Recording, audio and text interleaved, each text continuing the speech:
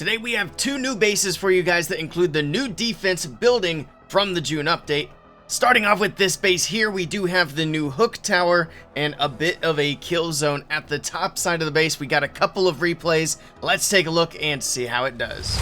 And here we go with the first replay. We do have a Root Rider attack coming in, starting off with the Warden walk. The Warden going for this left corner to set up the funnel, set up the pathing for the Root Riders to go into the base. It's going to have a lot of damage here between the Ricochet Cannon and the Royal Champion. The Warden's going to be getting low, but he drops in the Invis to keep that damage off of the Warden, get through the Royal Champion. Down she goes. Now he's just got to get through the cannon. He's going to go ahead with a rage spell here just to get through a little bit quicker. Didn't rage the healers right off the bat. A little aggressive, but that's fine. The main thing was getting through a little bit quicker, which the Warden is doing now. He's going to eventually work his way in to go for that Fire Spitter. Going to work through the Builder Hut next, and then to the Fire Spitter from there. Warden still working his way in. He's just going to be patient, let the Warden do his thing, and then we'll see where he goes from here. Working in towards the Expo. I wonder if the Warden's going to get close enough for the grappling hook, and there it is, and look at that. The Warden gets pulled straight into the kill zone. He let the Warden get a little too close, and now he's got to do the rest of the attack with no Warden, and that's going to be pretty much game over just right off the bat, because with any attack, if you lose your Warden, you've lost a huge part of your offense, and to recover from that is practically impossible. I don't even know if the best players in the world could pull that off. And now we got the Tornado just wreaking havoc on these Root Riders on the bottom left side of the base. We got Valkyries down there. We got the Queen down there. Still have the Royal Champion's ability, but he's just scrambling here to try to make a push for that Town Hall to try to save a 2-star, but I'm not even sure if he could do that much. The Root Riders are dying out. The Queen's going to be dying out here. She does still have her ability, but she is low, and I think he's out of spells at this point as well. The Royal Champion pops her ability. She's going to go down. He actually waited so long to pop the Rocket Spear, and she's not able to really make much out of that. He popped the Queen's ability. She's walking around, but there's no shot here. He can get the Town Hall. He tried to use the Overgrowth there to push the Queen in, but it is not going to work. This is going to be a 1-star. Let's take a look at one more replay.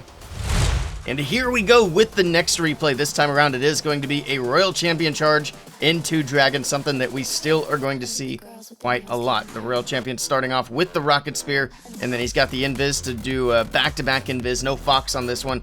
He will have her come back with the Phoenix later on, but for now, working her way through the multi-archer tower. Make that invisible. She continues to push in. The boots will finish it off. There we go. Next Invis is down, but it was a little bit late. The RC was dodging out of that Invis just a little bit, getting a little bit of a connection problem. There we go. We're back. All right, he's just trying to push the RC basically to the Town Hall. He's dropping so many Invis, though. He's only got 2 left. She's finally on to the Town Hall itself. Can the hook grab the Royal Champion out of here? Doesn't look like it. No, she's going to go down. It will grab the Phoenix, but it doesn't matter. The RC has been taken out. Now we got the Queen Giant Arrow from the left side of the base. We're going to start these Dragons from the bottom left, and here we go. The Dragons are in. Let's see how they do. It's actually going to switch to a Blimp. Okay. So we'll see how the Blimp does. This is going to be really interesting as well. The Queen with the Invis on the left side as the Ice Golems come in, trying to slow her down. The Prince coming in on the bottom right side of the base.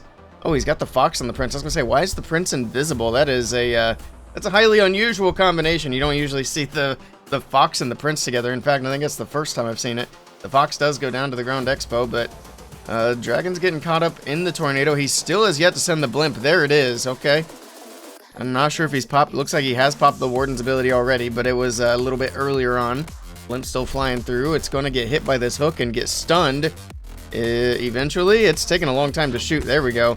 All right, so you can tell it's obviously not a maxed out hook yet because it's shooting very slowly, but we do get the Town Hall down. We do get the Blimp to hit its mark. The grappling hook in this case didn't really do much of anything, but it is still going to be a defense. The Prince pops his ability.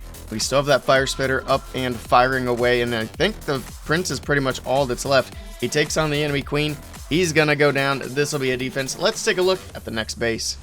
And here we go with base number 2. This time around, we are going to be using the Crusher Mortar, so we'll see how that does in these replays. Let's jump in.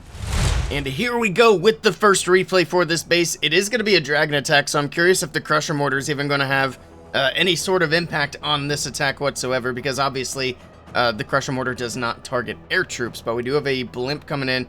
He's going to clone a bunch of Yetis through the Town Hall. All right, hits the Tornado Trap. Town Hall does go down. Looks like there might have been a Super Yeti in the mix as well, but In either case, he also did fire off that giant arrow to start off the attack. But with the queen and the siege machine, we got that left area cleared out. We got the royal champion moving in from the right side.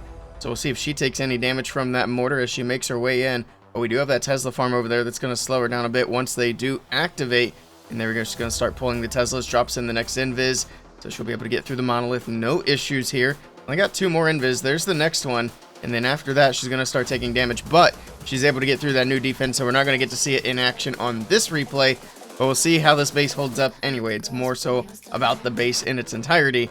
So let's see how it does. We do have the furnace on defense. Is that a defensive dragon? That's highly unusual on a on defense. You don't usually run regular dragons on defense, so I wouldn't necessarily recommend that. But here we go. We got a bunch of dragons from the bottom left side of the base. Let's see how they do as they try to make their way in. Looks like we got some dragon riders in the mix as well.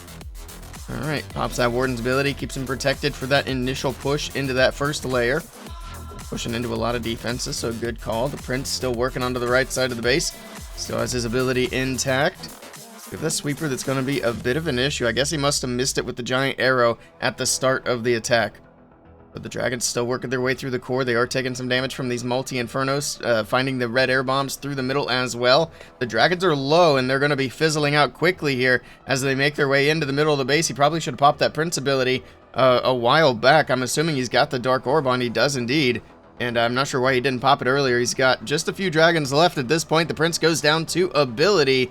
And it looks like it is going to be fizzling out as they try to fly into the sweeper, into the fire spitter. It's just going to be too much for the dragons. Let's take a look at the next replay.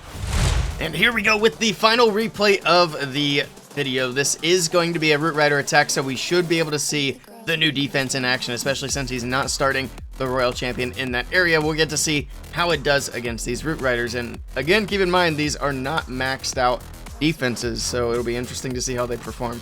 In the meantime, the royal champion still doing her charge on that left side, taking a bit of a beating. It is trapped nicely on that left side for the royal champion charge. The king walking his way up towards the top right side of the base. Gonna have to pop his ability. We got boots and balls bouncing around, opening things up, but the king does go down to Phoenix.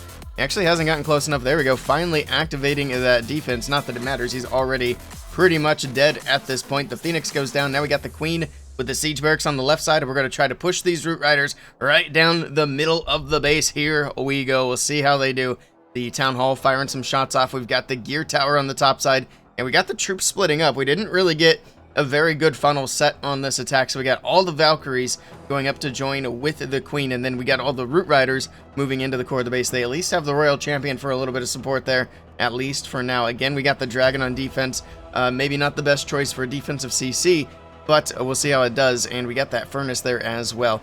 I guess the dragon does help pull the poison away from the furnace in this case.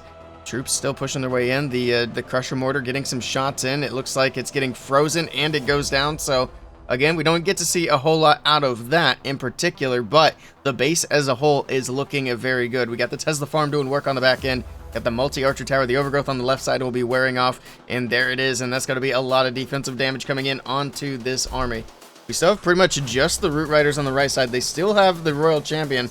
I mean, at this point, the attack's not looking too bad. The queen does go down on that left side, though. We're going to speed it up just a little bit as the royal champion and the root riders continue their push through. As the royal champion goes out ahead of the roots, she does go down, so now it's just root riders, and they take forever by themselves to actually get through things, and they do slowly but surely go down.